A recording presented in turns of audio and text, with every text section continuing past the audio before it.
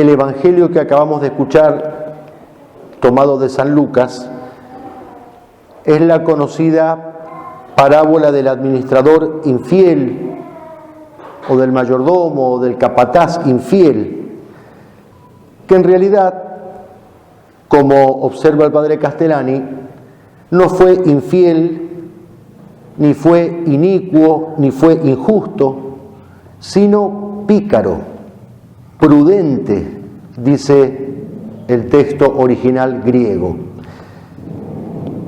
Prudente, pero no con la prudencia virtuosa, sino con la prudencia carnal, que es un pecado contra la virtud cardinal de la prudencia. ¿Por qué la prudencia carnal o la prudencia de la carne es un pecado? Porque se ordena a un fin falso. Ese fin falso es la posesión de los bienes de la carne, de los bienes terrenos.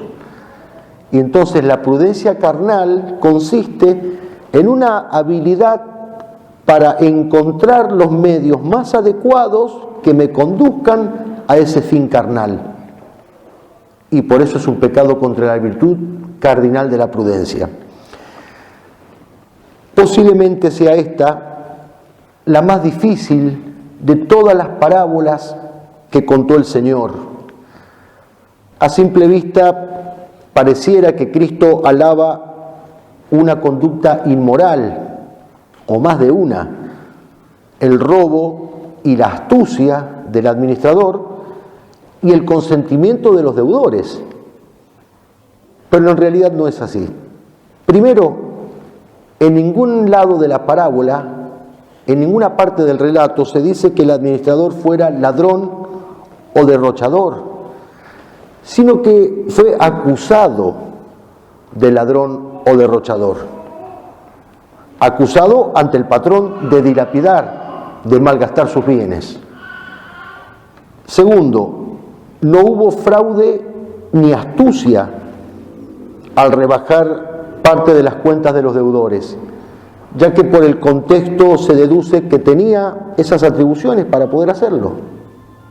Y tercero, aunque hubiese sido de verdad ladrón, derrochador o astuto, el narrar un hecho no significa necesariamente aprobar ese hecho.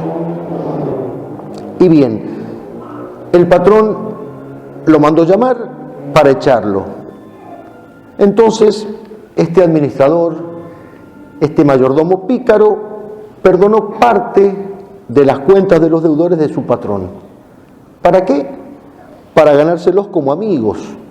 Y entonces, cuando quedaran en la calle, ellos lo ayudaran. El hombre rico de la parábola, el propietario, el patrón, es Dios. Los deudores son los pobres y son todos aquellos que necesitan una ayuda nuestra.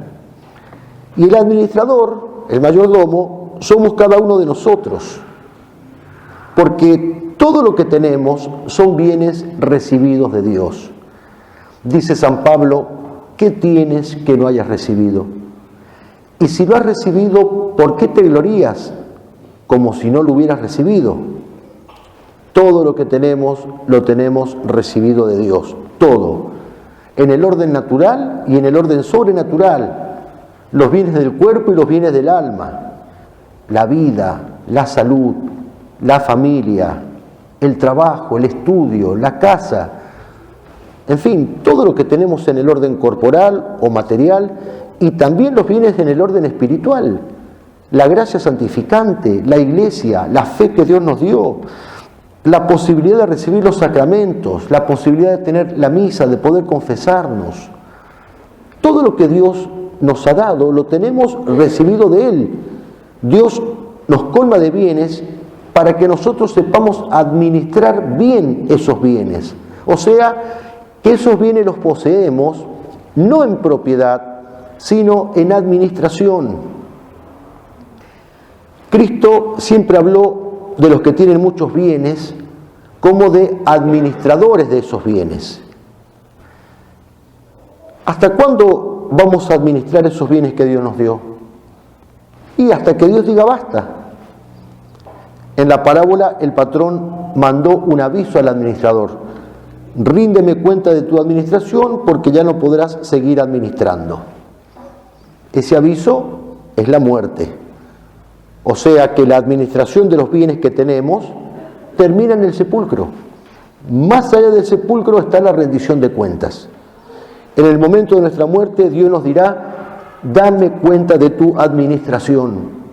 Y allí se verá quién fue buen o mal administrador. Cristo contó esta parábola para enseñarnos dos cosas. La primera es la necesidad de la limosna, la necesidad de la generosidad, del desprendimiento de los bienes terrenos para ayudar al prójimo, para ayudar a los más necesitados. De hecho, la parábola termina con la culminación de Cristo: no podéis servir a dos señores, no podéis servir a Dios y al dinero. Y lo segundo que nos quiere enseñar Cristo en esta parábola es que no tenemos que ser tontos, que tenemos que saber administrar bien acá en la tierra para poseer, después de la muerte, las moradas eternas del cielo. Haceos amigos con las riquezas terrenas para que cuando éstas lleguen a faltar, ellos os reciban en las moradas eternas. ¿Qué significa esto? Que todo el bien que podamos hacer a los demás, si lo hacemos por amor a Dios, nos hace ganar méritos a nosotros para el cielo. O sea que en definitiva redunda en el propio bien. Todas las personas que hemos ayudado en esta vida serán las que saldrán en defensa nuestra en el momento del juicio. San Camilo de Lelis decía: nadie puede entrar en el cielo sin la recomendación de los pobres y los enfermos. Pobres y enfermos no solo en el orden corporal, también pobres y enfermos en el alma. Por eso dice San Agustín: quien salva un alma salva la suya.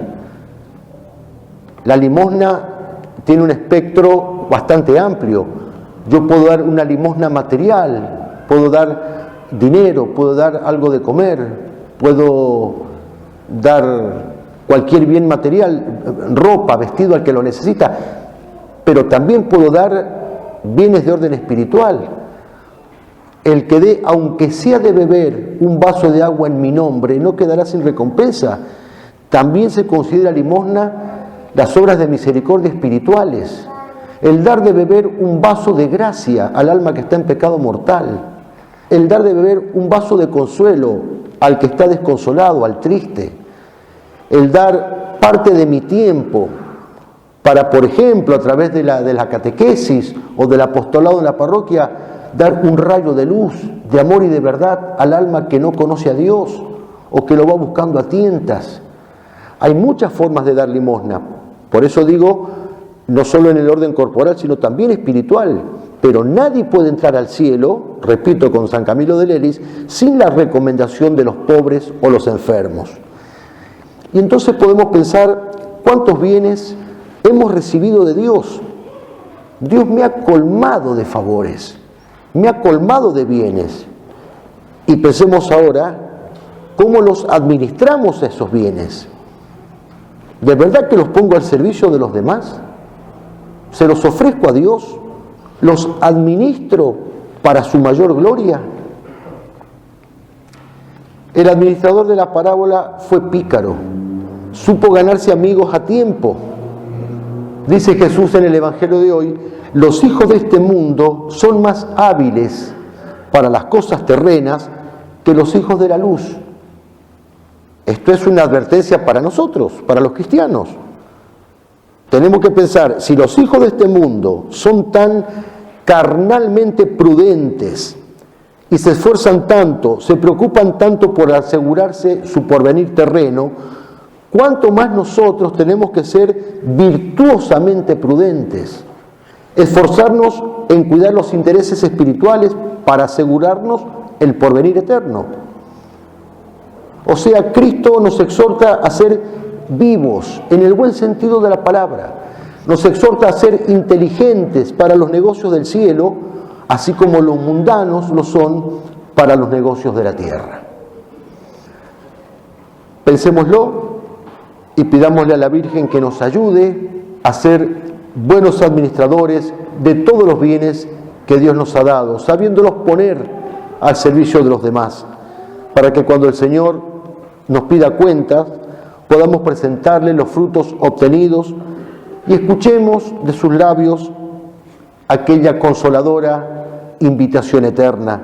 Bien, siervo bueno y fiel, has sido fiel en lo poco, por eso te pondré al frente de lo mucho.